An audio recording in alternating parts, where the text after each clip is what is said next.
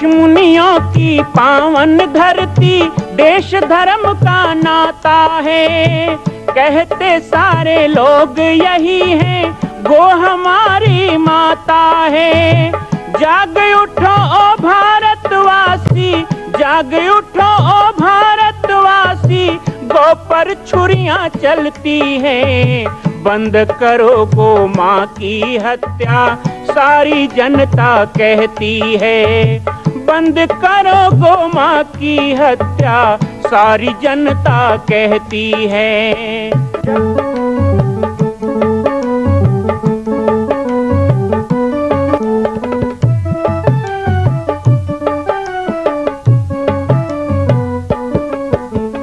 जगह जगह पर बूचड़ खाना, लाखों गौएं कटती हैं।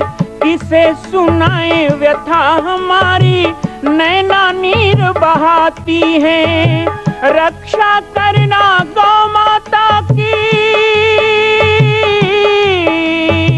रक्षा करना गौ माता की, गीता ज्ञान सिखाती है। बंद करो गो माँ की हत्या, सारी जनता कहती है। बंद करो गो माँ की हत्या, सारी जनता कहती है।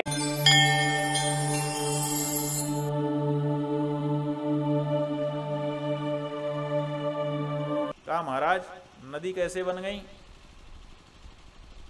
तो बताया कि लक्ष्मी, सरस्वती और गंगा ये तीन पत्नियां थीं भगवान विष्णु की। लक्ष्मी, सरस्वती, गंगा तिस्रो भार्या हरे रपी, ये तीनों प्रेम से आपस में मिलजुल करके रहती थीं। लेकिन क्या हुआ, एक बार आपस में लड़ाई हो गई। लड़ाई क्यों हो गई? लड़ाई होती क्यों है? स्वभाव के कारण। क्या हुआ कि एक बार गंगा जी भगवान श्री कृष्ण की ओर बड़े प्यार से देख रही थी और भगवान श्री कृष्ण भी उनकी तरफ प्यार से देखने लगे। लक्ष्मी जी ने देखा कि गंगा जी और श्री कृष्ण परस्पर एक दूसरे को प्यार से देख रहे हैं, तो उन्होंने देख लिया लेकिन कुछ नहीं बोली, भाई ये भी पत्नी है। लेकिन सरस्वती जी को सहन नहीं हुआ। सरस्वती तो वाणी की देवी है, वो तो बोलती है, तो वो बोल पड़ी। क्या बोली? ये बात ठीक नहीं है, हम भी आपकी पत्नियां हैं, आपको सबके साथ समान व्यवहार करना चाहिए। किसी एक को आप ज़्यादा प्रेम से देख रहे हैं, दूसरे की तरफ ध्यान ही नहीं दे रहे हैं। हम भी तो यहाँ पर विराजमान हैं, आप गंगा जी के प्रति प्रेम अधिक प्रदर्शित कर रहे हैं। हम देखते हैं कभी कभी लक्ष्मी जी से भी आप ज़्यादा प्रेम करते हैं, हमारी सदा उपेक्षा करते हैं, ये ठीक नहीं है। भगवान ने देखा कि सरस्वती इस समय क्रोध में है, तो उठ करके बाहर चले गए। लेकिन उससे फर्क नहीं पड़ा। सरस्वती जी ने देखा कि भगवान श्री कृष्ण बाहर चले गए, तो गंगा जी के ऊपर और क्रुद्ध हो गई। कहने लगी, तुम क्या दिखाना चाहती हो? यही ना कि हमारे जो प्राणाधार हैं, प्रियतम पति, वो तुमको ज़्यादा चाहते हैं। ऐसा दिखा करके तुम ये हमारा अपमान करना चाहती हो, यही तो। गंगा जी ने कहा, नहीं ऐसी कोई बात नहीं थी, भाव है, भाव आ गया। कहा ना। तब तक तो सरस्वती जी ने आगे बढ़ करके उनके केशों को पकड़ लिया। लक्ष्मी जी ने देखा कि अब दोनों में युद्ध हो जाएगा, केशा केशी हो जाएगा, तो बीच बचाव करने के लिए आगे आई। लेकिन सरस्वती को तो क्रोध था, क्रोध में कहाँ विवेक रहता है। जो लक्ष्मी जी बचाव करने के लिए आई थी, उनको भी और गंगा को भी शाप दे दिया, जाओ वृक्ष और नदी बन जाओ। लक्ष्मी जी फिर भी कुछ नहीं बोली, लेकिन गंगा जी से सहा नहीं गया, उनका भी मानिनी का स्वभाव है। उन्होंने कहा, तू हमको शाप देती है नदी बनने का, तू भी नदी बन जा। तो सरस्वती जी ने गंगा को और गंगा ने सरस्वती को नदी बनने का शाप दे दिया था। उसी समय भगवान बाहर जो चले गए थे वापस आए, उन्होंने देखा कि परस्पर इन लोगों ने एक दूसरे को शाप दे दिया था। ये तो भगवान की ही लीला थी, क्योंकि उनको अपने चरित्रों को आगे बढ़ाना था। तो उन्होंने कहा, देखो लक्ष्मी, गंगा, सरस्वती, तुम तीनों ने अब एक दूसरे को शाप दिया है। लक्ष्मी, तुमको वृक्ष होने का शाप मिला है, तुम धर्मध्वज नाम के राजा के यहाँ तुलसी के रूप में अवतार धारण करो। तुम शंखचूड़ की पत्नी बनोगी जो असुर है, और उसके बाद एक जन्म तक उसके साथ रह करके फिर पूरा हमारे पास आ जाओगी, और नदी भी पद्मावती नाम से तुम बनोगी। गंगा को कहा कि तुमको शाप हो गया है, तुम भी नदी बनो। भगीरथ राजा तुमको स्वर्ग से धरती पर ले जाएंगे, तुम भागीरथी भी कहलाओगी, राजा संतनु की पत्नी बनोगी, और फिर वापस आकर के हमारा सानिध्य तुमको प्राप्त होगा।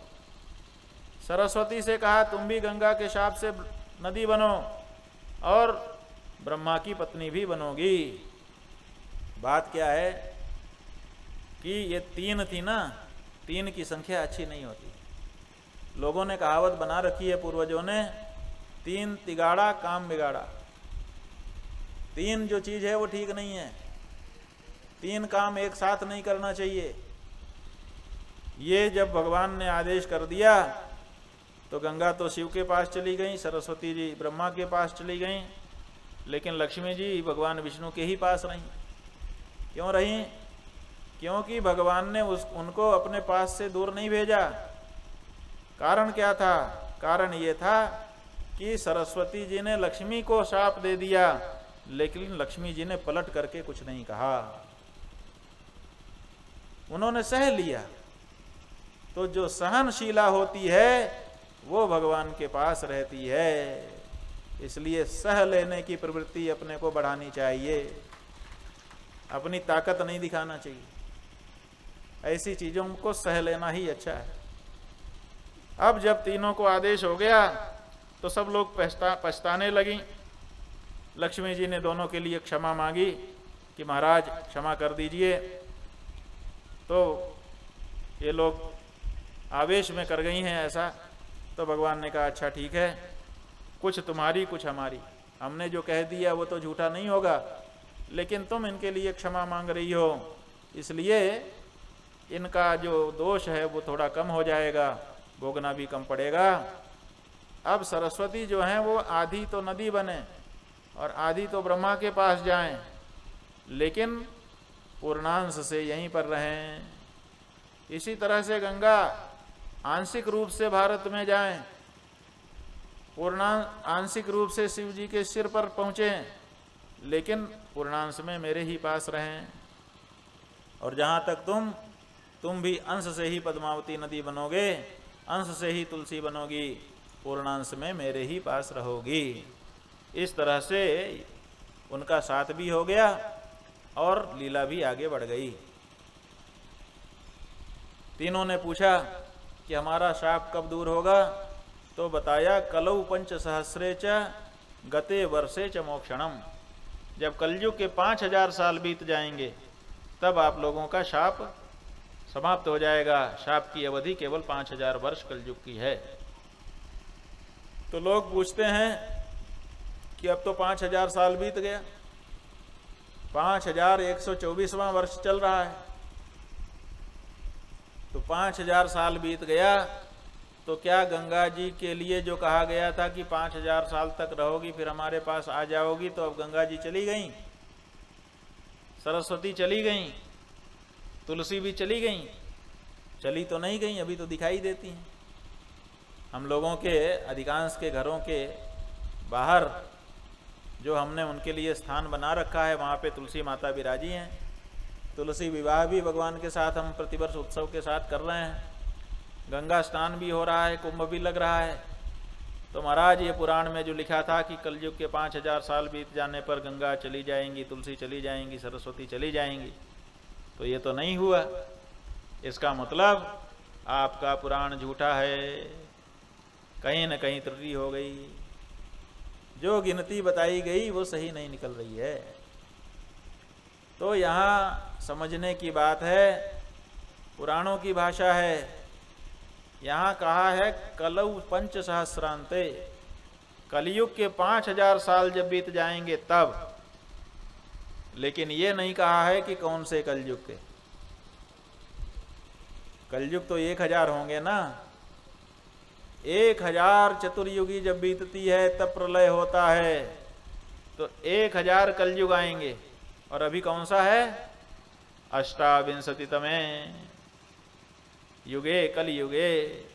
अभी तो 28वां कलयुग है। अगर ये प्रश्न होता तो या तो पहले कलयुग में हो जाता या तो फिर अंतिम कलयुग में होगा। ये तो 28वां कलयुग चल रहा है। जब 27 कलयुग 5-5 हजार साल बीते होंगे, 4,32,000 वर्ष की एक कलयुग की आयु है, तो 27 कलयुग जो बीत गए इस सृष्टि के, उस सृष्टि में अभी तक तो गंगा को चले जाना चाहिए था, लेकिन गंगा नहीं गई। इसका मतलब है कि अंतिम कलयुग जब आएगा 1000वां, और उस अंतिम कलयुग का 5000 साल जब बीतेगा, तब गंगा त्यक्षति मेदिनी, गंगा धरती को छोड़ करके स्वर्ग में चली जाएंगी। तब तक अभी गंगा जी हमको तारने के लिए यहीं पर विराजने वाली हैं, इसलिए उनको सहेज करके, उनका सम्मान करके रखने की जरूरत है, निराश होने की जरूरत नहीं है। मां कौशल्या की पावन जन्मभूमि छत्तीसगढ़ प्रांत में बालोद जिला में स्थित है श्री सर्वसिद्ध शक्तिपीठ जामड़ी पाटेश्वर धाम। परम पूज्य सद्गुरुदेव राजयोगी बाबा जी की तपस्थली श्री पाटेश्वर धाम और विश्व के अद्वितीय मां कौशल्या जन्मभूमि मंदिर निर्माण का दर्शन करने और इसी प्रकार समसामयिक विषयों पर अपना ज्ञान वर्धन करने के लिए और 10,000 गायों के लिए बनने वाले श्री हनुमान नंदीशाला गो अभ्यारण्य का समाचार प्राप्त करने के लिए आप सभी देखते रहें YouTube चैनल पर राम बालक दास, और हमारे चैनल को आप सभी सब्सक्राइब करें, घंटी का बटन दबाएं ताकि आप सूचनाओं से जुड़े रह सकें। जय श्री राम, जय गौ माता, जय गोपाल।